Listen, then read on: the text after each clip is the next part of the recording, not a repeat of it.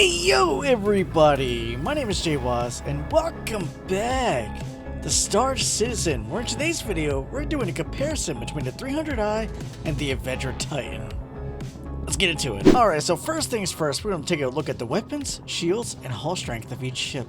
The 400i has 3 size 3 guns, an M5A on the nose, and 2 SW-16BR3 Shredder ballistic repeaters on the wings. It has 2 size 2 missiles. That's it. It's not much. As for the Avenger Titan, the Avenger Titan has a size 4 on the nose and 2 size 3s on the wings, a Refnik Gatling on the nose, and Omni skis on the wings. The 300i does 1,333 DPS with its stock loadout, while the Avenger Titan does 1,425 DPS with its stock loadout. The Avenger Titan has 4 size 2 missiles, which twice the missile payload over the 300i, which is much nicer. It's nice to have at least 2 more missiles. I don't care if it's just 2 more. As for shields, the 300i has 2 size 1 shields. The Avenger Titan also has 2 size 1 shields. The 300i only has 8,200 health pool, while the Avenger Titan has 11,900 health pool.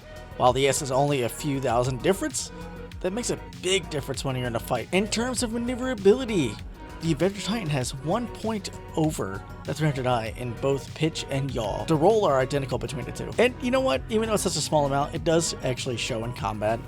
For example, the 300i, I actually died the first fight I was in, but that might also have to do with the terrible stock weapon loadout. The Avenger Titan actually took out the targets quite quickly and efficiently. It was a lot easier to do in the Avenger Titan, especially with the size 4 Gatling on the nose of the ship. Alright, let's go ahead and talk about the interiors of each ship. The 300i only has 1 entry point on the port side of the ship, the drop-down ladder, while the Avenger Titan has 2 entry points, one to the cockpit with a drop-down ladder, and an entrance to the rear cargo bay. Let's take a look at the interior of the 300i. Disclaimer, this is a fully pledged ship with almost all customization available installed on the ship. Now, when it comes to prices of each ship in the pledge store, they're both exactly $60.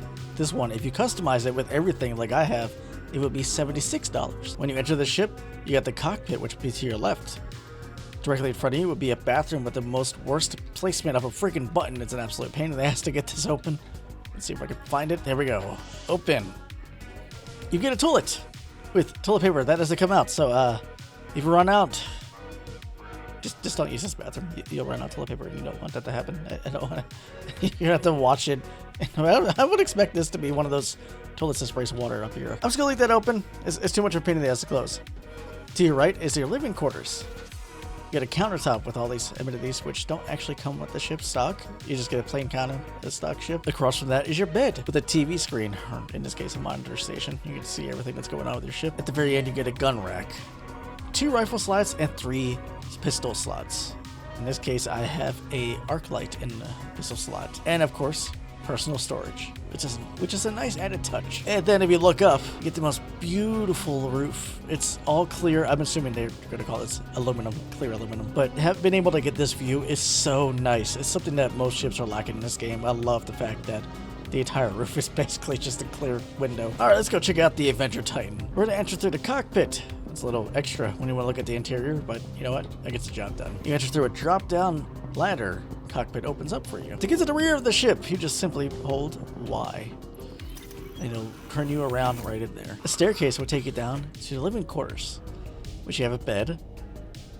You can see all your components, but you can't pull them out. You got a fire extinguisher to your left, and I can only assume it's gonna be the kitchenette at some point. You can't actually access it. This is the extent of your living quarters. There is no internal storage whatsoever. Now, let's talk about the cargo bays. Starting with the Avenger Titan, since we're already here. You get the drop-down ramp, which is nice. You can actually fit 2 4 SCU containers back here. So not too difficult to put in, although I had some trouble another time. For some reason, it didn't seem like it could fit anymore. I don't know what the hell's going on with that, but it did not happen again, so hopefully it doesn't continue to be an issue. As for the 300i's cargo bay, it can also hold 2.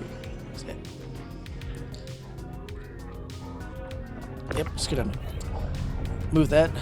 One of these days there might not be a beddy back here. That'd be nice. In terms of the 300i cargo bay, it can also hold 8 SCU, just like the Avenger Titan can. It can hold 2 4 SCU containers. What's actually really nice about how small these ships are is they can both hold bikes. Now, obviously, you're going to have a much better time with the Avenger Titan. The Avenger Titan can actually drive the bike onto the ramp into the ship.